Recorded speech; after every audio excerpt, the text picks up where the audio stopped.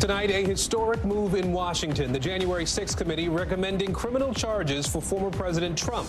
The committee referring Trump to the Justice Department on charges of obstruction, inciting an insurrection, and conspiracy to defraud the United States. So will the DOJ move forward with prosecution?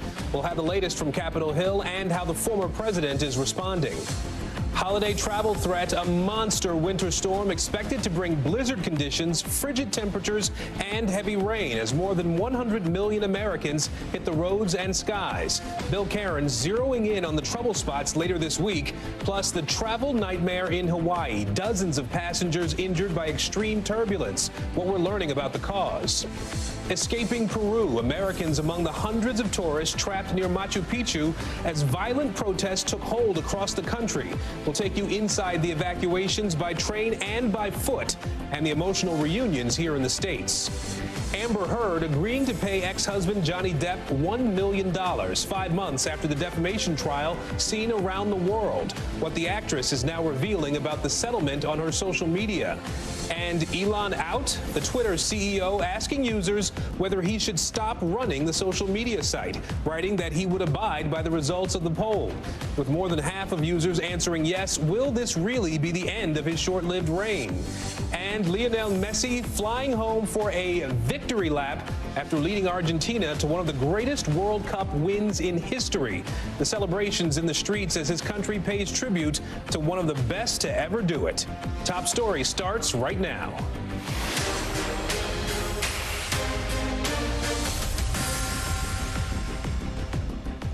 And good evening. I'm Aaron Gilchrist in for Tom Llamas. We begin Top Story tonight with that unprecedented move in Washington. Donald Trump, now the first U.S. president that Congress has formally referred for criminal prosecution. The charges stemming from the deadly Capitol riot on January 6, 2021. An insurrection, the Select Committee argued, that was the culmination of a months-long effort by then-President Trump to overturn the results of the 2020 election. After nearly 18 months of subpoenas and witness interviews, the bipartisan committee voting unanimously to suggest 4 criminal charges against the former president, including assisting or inciting an insurrection and obstruction of justice. Trump late today dismissing the recommendations, calling the committee a, quote, kangaroo court. Trump's fate now in the hands of the Department of Justice, which must decide what to do with these referrals. NBC News senior Capitol Hill correspondent Garrett Hake leads us off tonight from right here in Washington. Tonight, the House January 6th committee voting to refer former President Trump to the Department of Justice for criminal prosecution for his efforts to overturn the 2020 election and incite the January 6th attack on the Capitol. Every president in our history has defended this orderly transfer of authority, except one. January 6th, 2021 was the first time one American president refused his constitutional duty to transfer power peacefully to the next. In their final public presentation, the committee saying they have accumulated sufficient evidence that the former president be prosecuted for 4 different crimes: obstruction of an official proceeding, conspiracy to defraud the United States, conspiracy to make a false statement, and inciting or assisting an insurrection. Mr. Trump would be the first person to face an insurrection charge related to January 6th. The president has an affirmative and primary constitutional duty to act to take care that the laws be faithfully executed. Nothing could be a greater betrayal of this duty than to assist in insurrection against the constitutional order. But the committee's criminal referrals carry no legal weight. Any charging decisions still fall to DOJ prosecutors, led by special counsel Jack Smith, who now oversees the department's ongoing Trump-related probes. Still, committee members say they felt the weight of history, having completed their 18-month investigation, which included more than 1,200 witness interviews and more than 1 million pages of records reviewed. I'm proud of the work of the committee. I'm proud of the staff and the time they put in.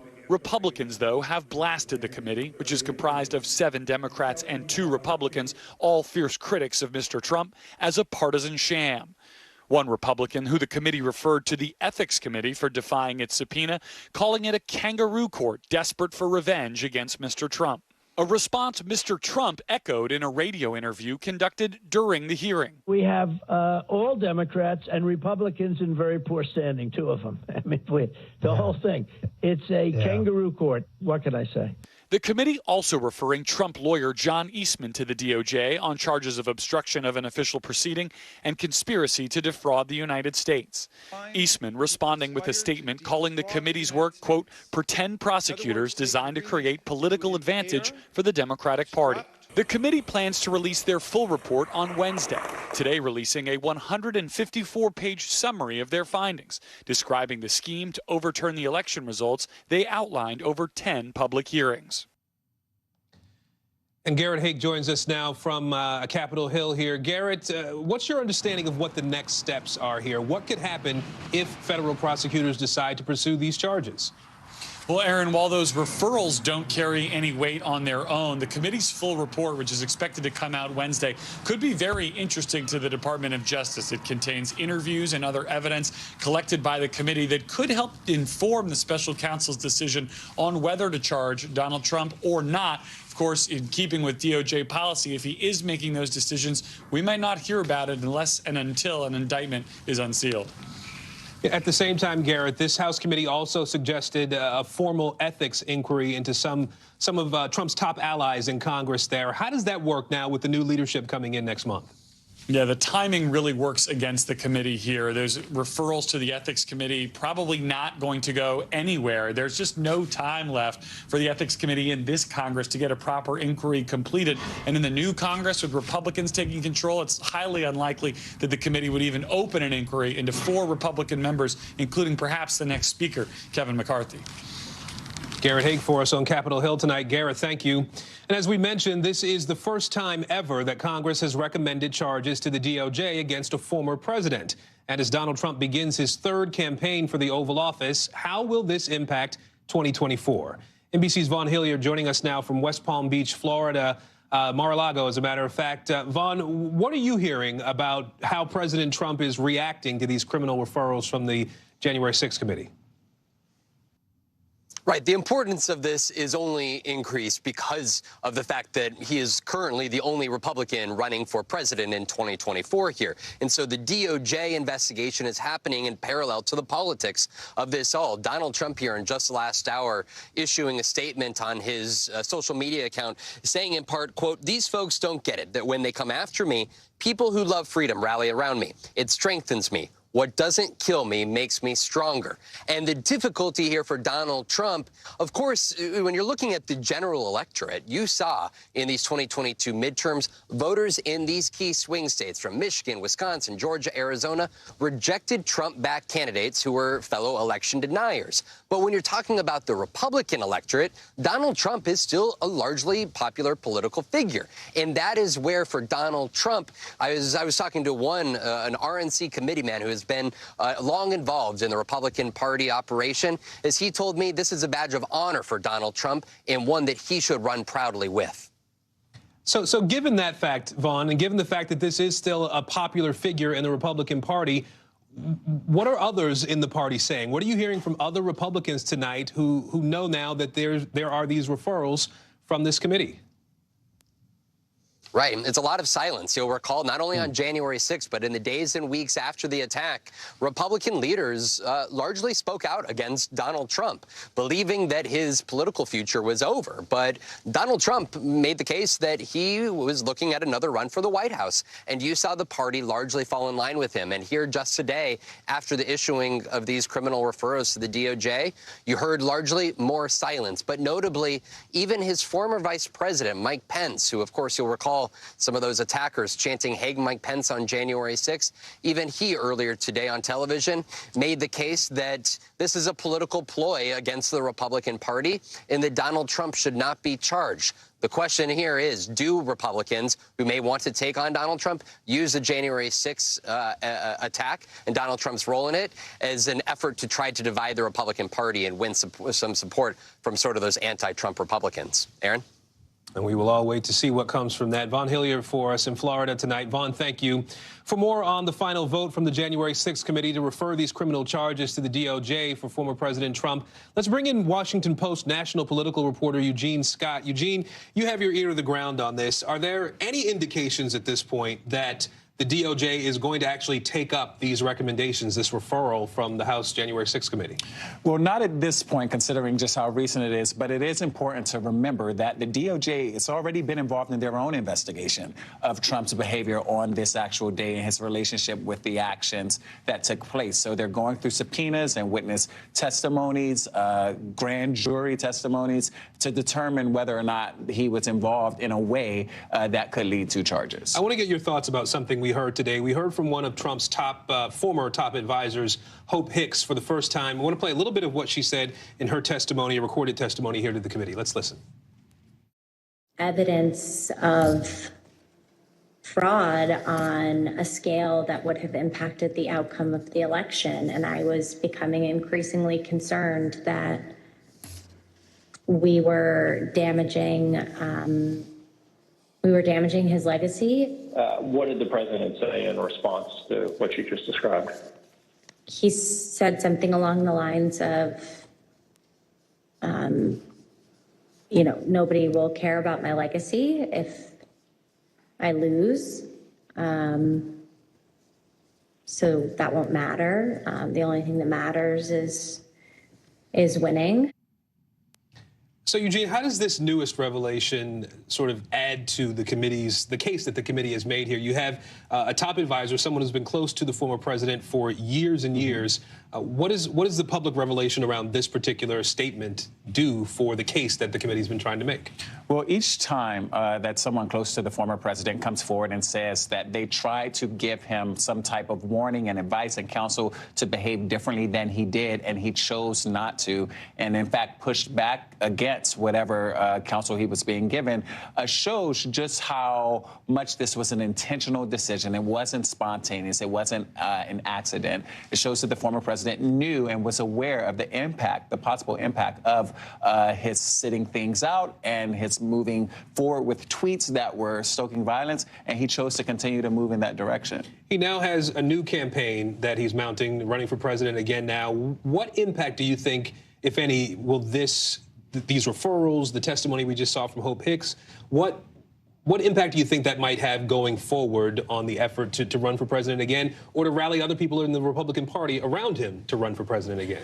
Well, it's going to remind voters, the Democrats and even some of the Republicans who may eventually come out and run against him are going to try to remind voters of that day, the impact that it had on law enforcement, the impact that it had on the lives that were lost, and the former president's unwillingness to look at a situation, realize how dangerous and harmful it potentially could have been or actually was, and not make decisions that people generally believe would have moved the country and the election in a correct direction. All right, more conversations to come around this issue as the months go on, rolling into the next election. Eugene Scott from the Washington Post, we appreciate it. Thank you. Thanks. Well, now to the forecast and that massive winter storm set to pummel the country as we head toward the holidays. A deep freeze midweek paralyzing parts of the plains, the Midwest, and the Great Lakes region, and blizzard-like conditions snarling travel. Snowfall totals projected to reach up to a foot in some states.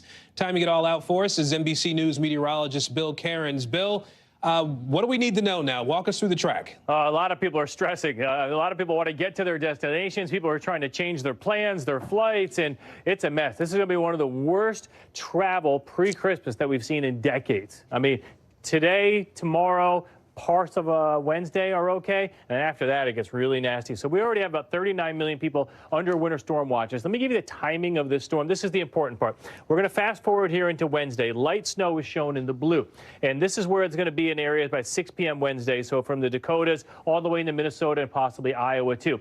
That's okay. You've traveled in those regions. It'll only be a couple inches. Thursday is when it changes. Thursday is when this becomes a much stronger storm. The winds pick up. We should see moderate snow Thursday morning, Kansas City to St. Louis, and then late day Thursday, near blizzard conditions possible, Chicago to Milwaukee to Green Bay. And then by Friday, this is an all-out blizzard. They're going to tell people to not only just stay off the roads, they're going to tell people to stay home. There's going to be no travel advisories through southern Michigan, northern Indiana, southern Wisconsin, northern Illinois, portions of Ohio. That's the bullseye area you want to avoid on Friday and even Saturday morning. And then the Northeast has heavy rain, gusty winds, major airport problems on Friday. And then as this cold front goes through, a flash freeze is likely. Temperatures are going to drop 30 degrees in like 9 hours in areas like New York City. So, Aaron, here's the potential for all the snow. Areas in purple is going to be the heaviest, but we could even see snow as far south as areas like Nashville.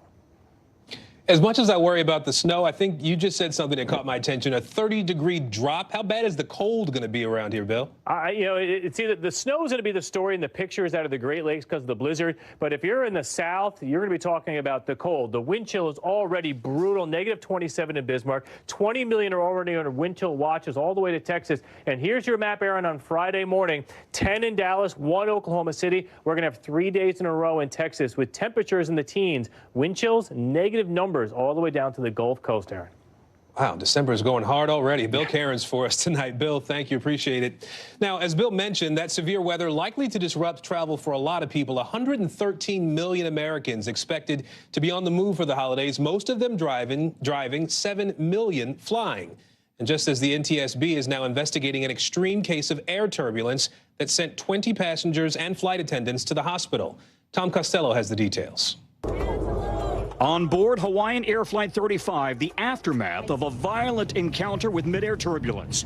Dangling oxygen masks, luggage bins, and ceiling panels popped open, a puncture hole from a flying water bottle. Everybody was screaming. It was probably the most turbulent flight we've ever been on. We travel a lot. The pilot's emergency radio call captured on liveatc.net.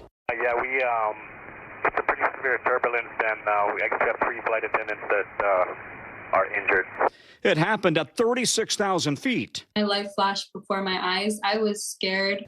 The Airbus A330 with 288 people on board was just 30 minutes from Honolulu. Ladies and gentlemen, do we have any trained medical personnel? Once landed, medics declared a mass casualty emergency, taking 20 to area hospitals, most with head injuries, cuts, and bruises, including a 14-month-old baby. While the fasten seatbelt sign was on, many, including flight attendants, reportedly were not wearing their belts. I saw a handful of people with lacerations on their head and blood dripping down. Severe turbulence injures dozens every year.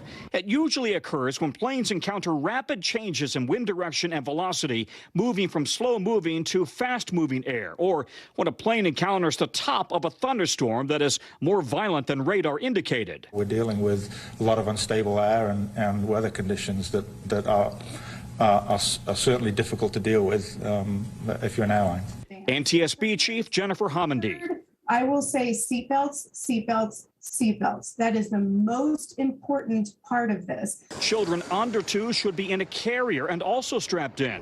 An unpredictable force of nature as holiday travel kicks off. And Tom Costello joins us now from LaGuardia Airport in New York. Tom, you have some new reporting on another flight that experienced some severe turbulence, this one flying into Houston? United Flight 128 was coming from Rio into Houston early this morning. They also hit severe turbulence. 15 people injured, 5 of them taken to area hospitals. And that flight was also coming in, arriving into Houston at the time they hit turbulence. You know, at the same time, Tom, we can't ignore the fact that earlier this year, there were major flight cancellations, delays all over the country, across the airline industry. Do we expect the same issues heading into the holidays this time around? So the summertime travel issues were very much a part of airline meltdown, operational meltdowns, plural, in which they simply didn't have the pilots or the flight attendants to handle the schedules that they had sold. They all claim that they fixed that problem. They've staffed up dramatically, both pilots and flight attendants and ground staff. In some cases, they gave them all raises. But, you know, the big variable is the weather. And as you know, we have a monster storm rolling across the country right now. That could cause real problems for the next few days. Tom Costello for us in New York tonight. Tom, thanks. Now, with those holiday get-togethers right around the corner, the growing concern that a triple-demic could crush healthcare systems. RSV, flu, COVID cases surging now, pushing doctors and nurses to the brink. This as New York and Los Angeles are urging residents to mask up in public again, and the White House announces steps to counter a winter wave of COVID cases. NBC News medical contributor Dr. Kavita Patel joins us now on set to talk a little bit more about where things stand. And I'll start with that, sort of the big picture, if we can. Where do things stand, in particular, as we're all still talking about COVID around the country? Yeah, Aaron, it's pretty grim. All three viruses, RSV, flu, and COVID, are responsible for thousands of hospitalizations. And last week, we hit a statistic that we don't want to see repeated often. Flu hospitalizations exceeded COVID hospitalizations for the first time. So this is serious all across the country. So we know with COVID spreading at high levels in New York and in Los Angeles in particular, the CDC is now recommending again that people start masking again, particularly in indoors, in crowded places. In your opinion, are these cities now doing the right thing, having to mask up again? Is it something that we should expect to see more of, or is it more just people to figure out what to do for themselves? Yeah, I wish that they were a little bit more stressful about the importance of masking. So there's advisories, and there are some cities, as you mentioned, New York, Los Angeles, Philadelphia schools, which have asked for masks in January. We need to all do this part now. We can't really wait. And here's why. These are all three viruses that can be prevented with masks. So it's not just about one virus versus another. It's all three. And we're seeing about 6% of children getting hospitalized with two infections, flu and COVID, and that can be disastrous. So I think everybody, as they're going out the door, think of the mask, high quality, as an umbrella. And when you're going into a rainstorm, you take out your umbrella. Same thing with planes, trains, metro, crowded stores when we're all going shopping for the holidays, and even holiday gatherings or parties where you might not know people and you want to just make sure that people around you aren't coughing. Very quickly, we know the Biden administration is also planning to take some steps again to try to hold off a big winter wave of COVID cases, offering those free at-home tests again, trying to do more vaccinations in nursing homes, for example. Is that the right move? Is it enough of the right move at this point? It's definitely the right move, and there's always more we can be doing. Just stressing one versus the other isn't enough, so I think the Biden administration doing all of the above: masks, tests, circulation, air, and getting outdoors if you can with holidays. Doesn't look like it from the weather, but even propping open a window in a crowded space can be even that much of a difference from getting sick. All right, Dr. Kavita Patel, we appreciate the good advice. Thank you. Thank you. We want to turn to some breaking news in Los Angeles now. A jury has found former Hollywood producer Harvey Weinstein guilty on counts of rape and sexual assault. NBC's Ron Allen is following the case for us and joins us now. Ron, can you break down this verdict for us? What did the jury decide here?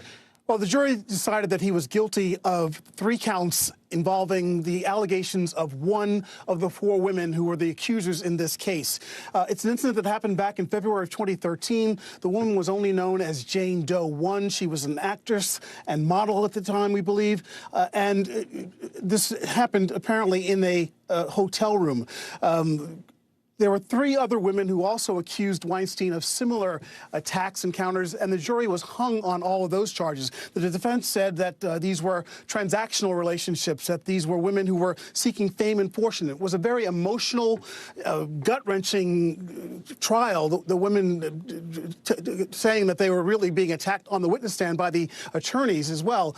And it was just, it came down to, did the jury believe the women or believe Weinstein's defense? We have some reaction as well that I can read you from Jennifer Seibel Newsom, the first partner, the governor of California, Governor Newsom's wife, who was Jane Doe 4. This was an incident that happened back in 2004 before she and the governor were married, saying today in reaction that Harvey Weinstein will never be able to rape another woman. He will spend the rest of his life behind bars where he belongs. And the governor also saying that I'm also incredibly proud of my wife and all the brave women who came forward to share their truth and uplift countless survivors who cannot. Weinstein now faces about 18 years in prison, perhaps more. Remember, he's already served 2 of 23 years that he was sentenced to when convicted here in New York 2 years ago. So, yes, he's likely to spend the rest of his life in jail as he appeals this and the other convictions. All right, Ron Allen for us in New York tonight. Ron, thank you. Several Americans are glad to finally be back on U.S. soil after being stuck in Peru during political unrest that has rocked that South American nation. NBC's Priscilla Thompson has the latest on their journey back home.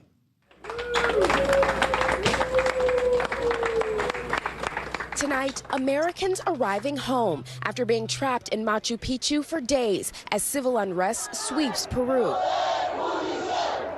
Among them, Miami-Dade Police Sergeant Yesenia Munoz. It was just frustrating not having an answer, like not being able to move, not do anything.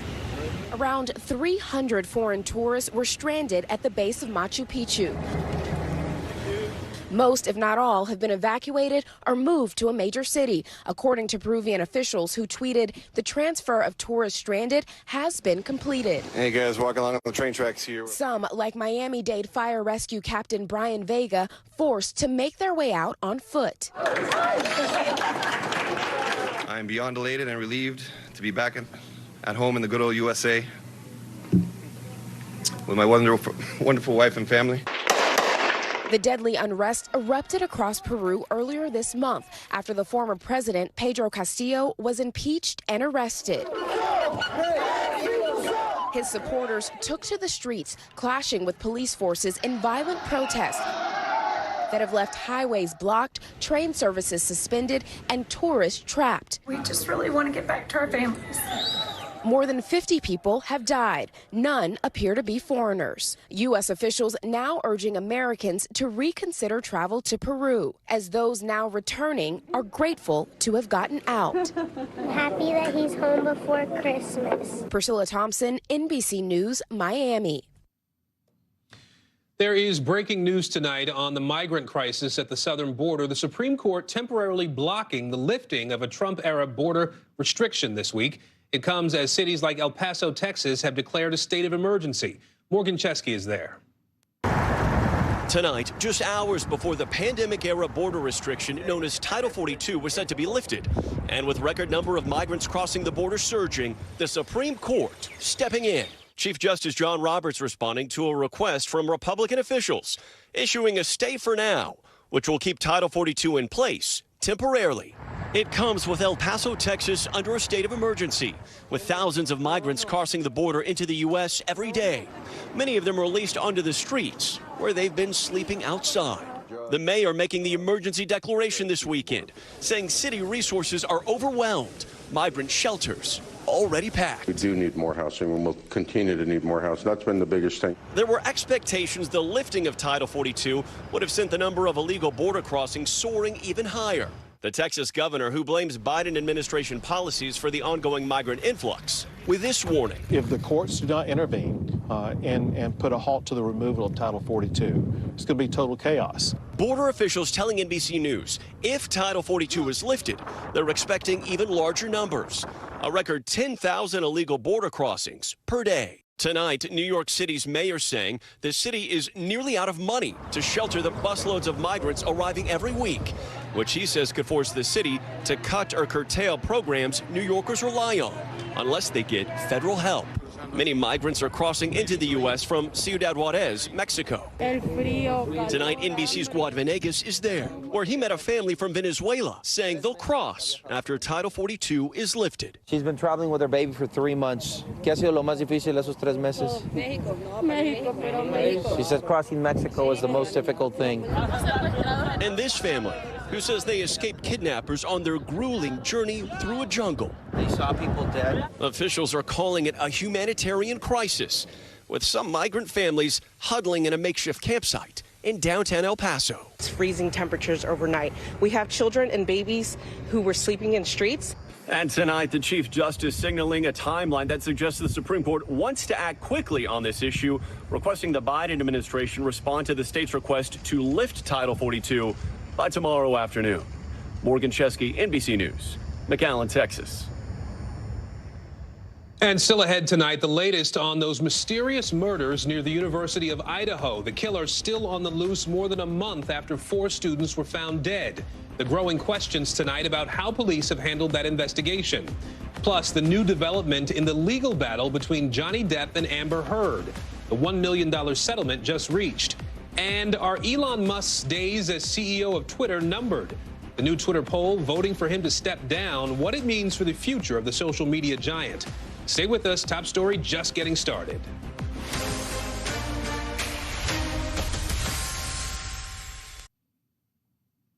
We're back now with an update in one of the most explosive court cases of the year.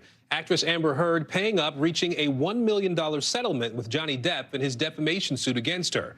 NBC's Valerie Castro has the latest. Tonight, perhaps the final chapter in the blockbuster legal saga between Amber Heard and Johnny Depp. And then you punched him in the jaw. I also did not do that. Depp's attorneys telling NBC News Heard will pay $1 million in a settlement with her ex.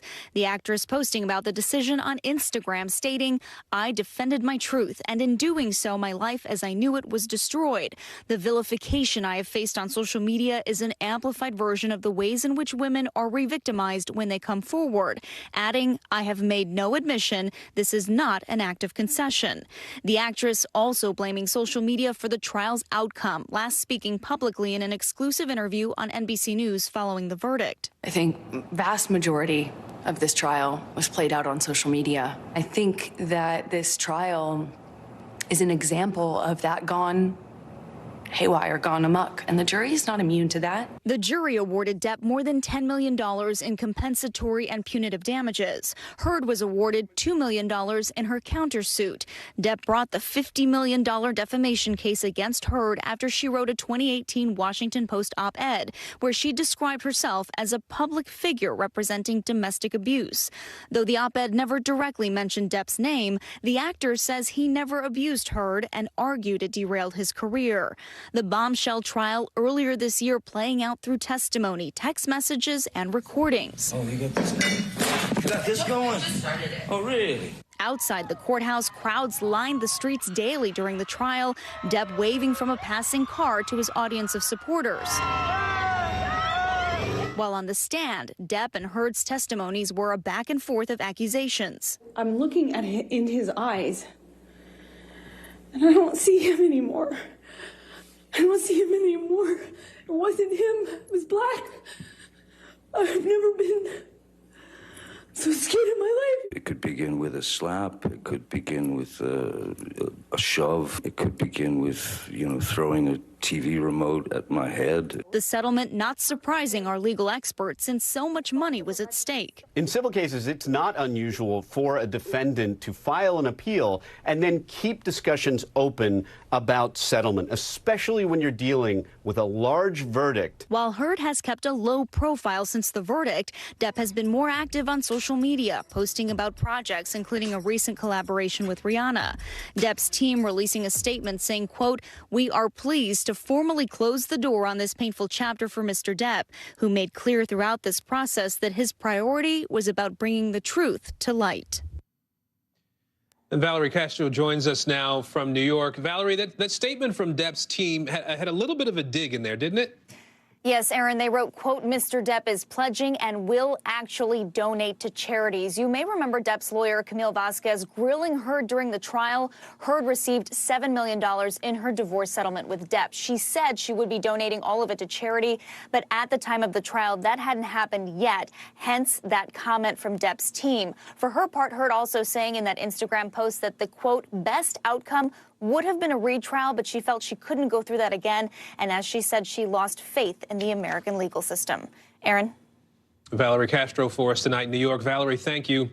Now to the continued push for answers about the murders of 4 college students in Idaho last month.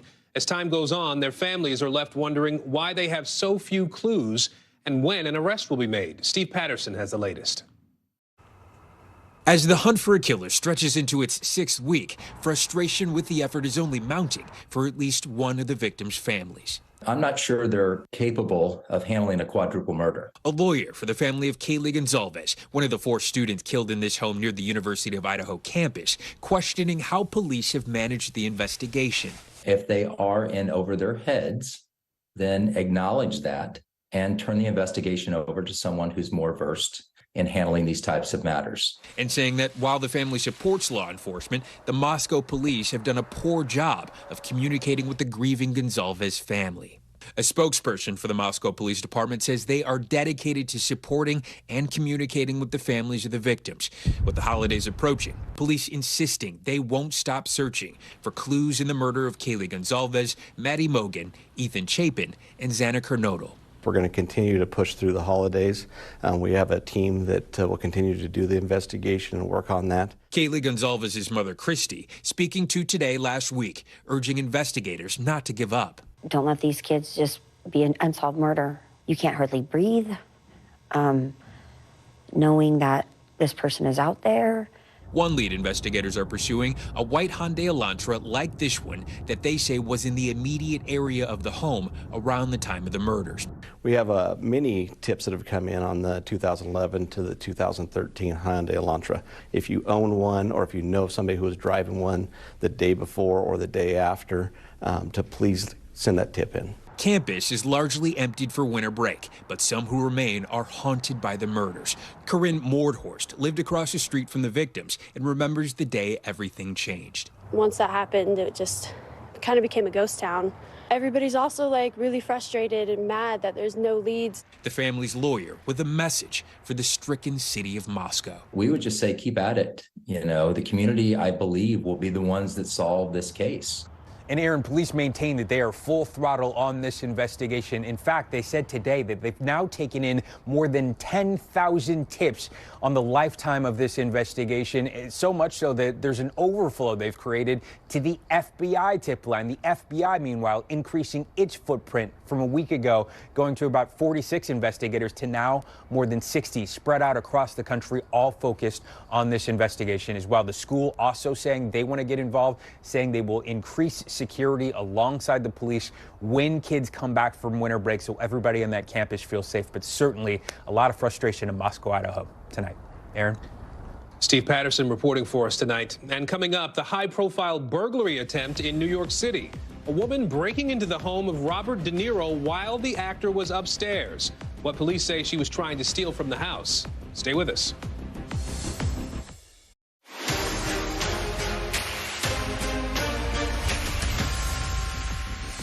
Back now with Top Stories news feed, and we begin with the disgraced crypto king still in a Bahamas jail tonight, despite reports he would return to the U.S. to face justice. FTX founder Sam Bankman-Fried appearing before a judge in Nassau where he had been expected to waive his extradition rights, but he is now waiting to see the full indictment before making that decision. That's according to his lawyers. The 30-year-old was indicted on 8 counts, including wire fraud, following the collapse of his cryptocurrency empire, once valued at $32 billion. A New York woman is under arrest after allegedly breaking into Robert De Niro's townhouse while the actor was home.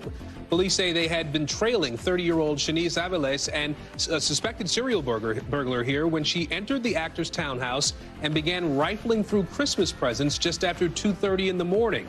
De Niro, hearing that disturbance, came downstairs in a bathrobe as police were placing her under arrest.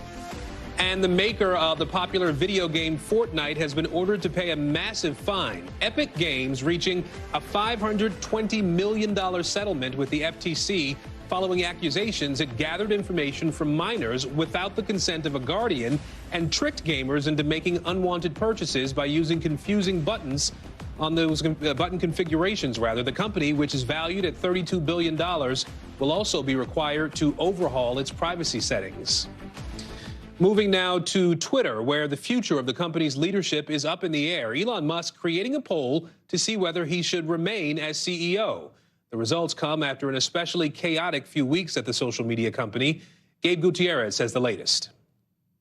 Tonight, the results of Elon Musk's Twitter poll are in. He should step down as the social media giant's CEO, according to 57.5% of respondents. More than 17 million votes were cast in the unscientific survey, which Musk said he would abide by. He said himself he does not have a successor. So the question becomes, if he does step down after the results of this poll, who takes over for him? Minutes after launching the survey, Musk tweeting, "Be careful what you wish, as you might get it."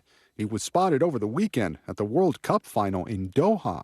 Just before creating the poll, Musk faced backlash for a new policy that had restricted some links to other social media platforms. That policy was deleted less than 24 hours after it was introduced. Musk tweeted that going forward, he would poll Twitter users about policy changes. Advertisers get scared being involved in a chaotic platform on social media like this. They want brand-safe content to put their ads next to, and they're not getting that right now. After buying Twitter for $44 billion, Musk's time as CEO has been a whirlwind, marked by mass layoffs, abrupt policy changes, and account suspensions. Shares of Musk's other major company, Tesla, have plummeted more than 30% since he took over Twitter.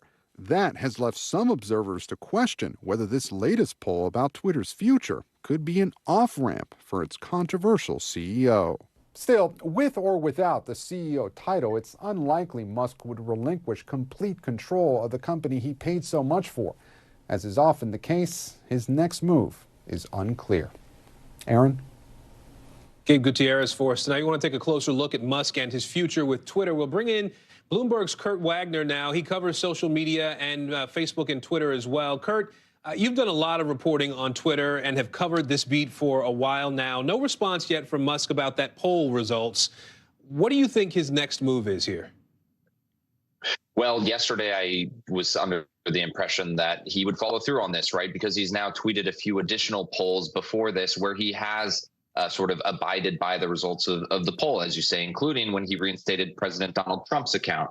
But now that he is back, he started tweeting maybe about an hour ago, 2 hours ago. He's back onto Twitter, and he hasn't addressed the poll yet. And so now it's making me think that, well, maybe he's having second thoughts. Maybe the fact that the results went differently than perhaps he expected.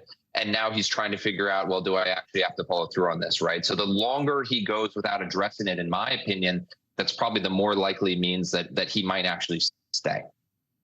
We know we've seen a lot of issues at Twitter since Musk took over, right? Most recently, the banning, the link policy, the reversal of the banning linking to other social media sites. Many of these moves have really concerned advertisers. Users of the app have been concerned. Do you think Musk may be looking for a way out if he needs one? Gabe mentioned that off-ramp idea in his piece. What do you think? Well, they're definitely setting the groundwork with sort of potential excuses, right? I mean, he talked about bankruptcy yesterday in some of the replies that he sent as well. He also said something along the lines of, there's nobody who can run this company well, right? So he's kind of laying this foundation for when it does not work, or if it does not work, we should not be surprised, right? Because he's already talking about the reality that it might not work. So I don't know if he's really has an off-ramp. Yes, he could step down from being the day-to-day leader of Twitter, but he's always, or I shouldn't say always, but he is the owner, right? And until he sells the company or until he finds someone to buy this from him, he is still on the hook financially. So whether he steps down day to day, I think this is still a huge priority for him, or certainly has to be, because he's losing money every day right now running it the way that he's running it. And so, this might be an off-ramp for his reputation. It's not an off-ramp for getting rid of Twitter altogether. Very quickly, what do you expect Twitter will look like in a year with or without Elon Musk in charge? Man, it's going to be tough to answer because we've seen what can happen in just 2 months, right? Very different. But I think a big thing to pay attention to is the advertisers, because if they don't come back, Twitter's not going to be here in a year. So if they need to figure out how to get that business back on track, they need to lure advertisers back, make sure that they feel safe advertising on Twitter, and then we can talk about what it looks like 1 year from now. Because until that happens, I'm worried that the company, bankruptcy could be a real possibility for them. Kurt Wagner from Bloomberg with us tonight. Kurt, thank you. We appreciate it. Now to top stories, Global Watch and a deadly mass shooting at a condo building in Toronto. Police say a 73-year-old man armed with a semi-automatic handgun opened fire in the building where he lived, killing 5 people and injuring 1. Officers then shooting and killing the gunman in a hallway. Police did not disclose a motive for that attack. And in the Gulf of Thailand, rescuers are searching for 31 missing sailors after a Thai warship sank. 75 sailors have already been rescued since Sunday night. One crew member saying he floated for 3 hours before he was found. The Thai Navy says high waves and strong wind caused that accident and are complicating rescue efforts. When we come back, a family refusing to give up hope. One soldier in Ukraine missing for more than 8 months. Another stationed in North Carolina doing everything he can to track him down. Stay with us. Back now with the latest on the war in Ukraine, where overnight drone strikes rocked the capital city of Kyiv, causing more power outages. We want to show you some footage from emergency services in Ukraine showing the aftermath of the shelling this morning. And as the war reaches the 10-month mark on Christmas Eve, 7,000 Ukrainian soldiers are still missing. Ellison Barber is on the ground with one family's search for answers.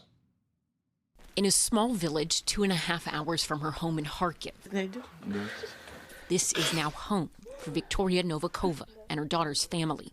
The constant shelling in Kharkiv forced them to move here. The small one-bedroom house, a refuge from the war, but not from her grief.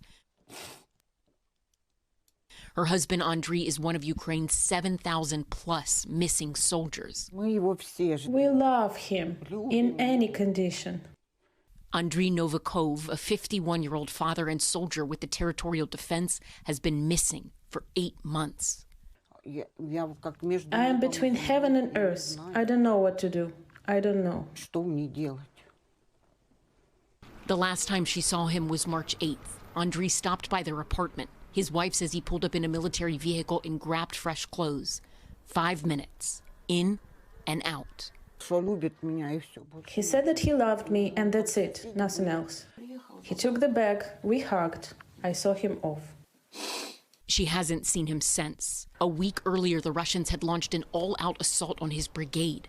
This is all that's left. Andriy's brigade was working out of this building.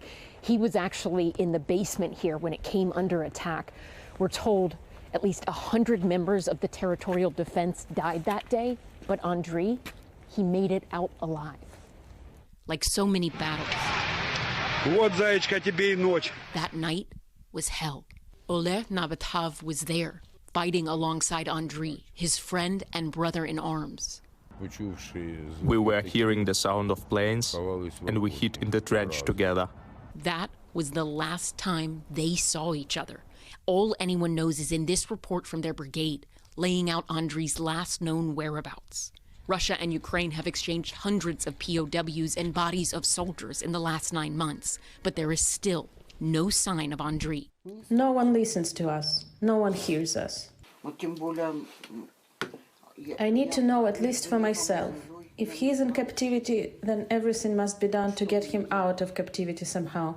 If he was killed, then at least I should have a grave. Vita's closest link to her husband is in North Carolina. You hungry? Where her stepson Simeon has been helping her search for answers. Yeah. We spoke to him in November in Fayetteville, North Carolina, where he's serving in the U.S. military. What has the Territorial Defense told you about your dad's whereabouts or his current position? Nothing. They don't know. Do you believe your dad is a prisoner of war right now? I hope so. It's a very strange thing to say, like, I hope my dad is a POW, but it's better than the alternative. This year, as the magic of Christmas fills Simeon's home, so does the agony of uncertainty. One family, from America to Ukraine, holding out hope for a Christmas miracle. Ellison Barber, NBC News, Kharkiv, Ukraine. When we come back, a legacy cemented. Soccer superstar Lionel Messi taking home his first World Cup title in stunning fashion. The incredible images coming in from across Argentina tonight. That's next.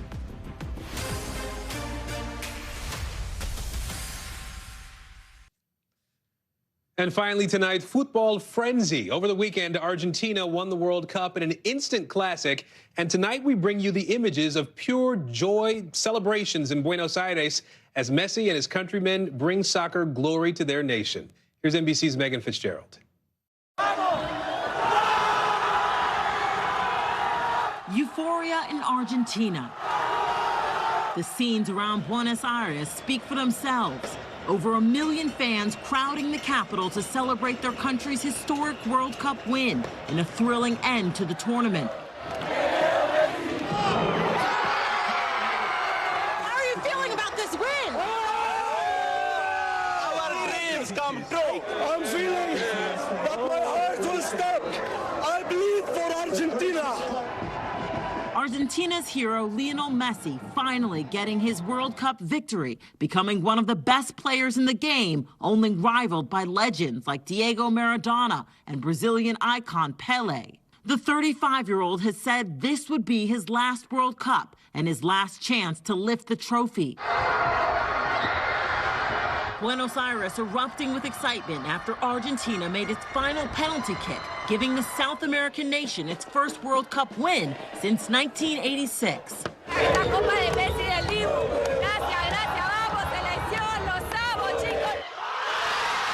In Messi's hometown of Rosario, tears. Gracias al Dibu y al Leo, que es el más grande del mundo. Salimos campeones del mundo. Gracias.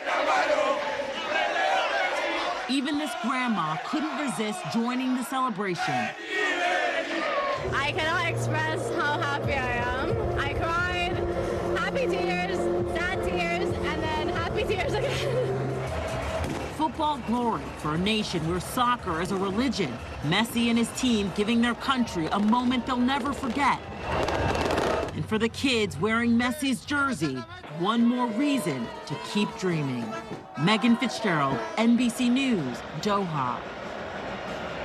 Congratulations to Argentina. Thank you for joining us for Top Story. I'm Aaron Gilchrist in for Tom Llamas in Washington tonight. Stay right there. More NBC News Now on the way.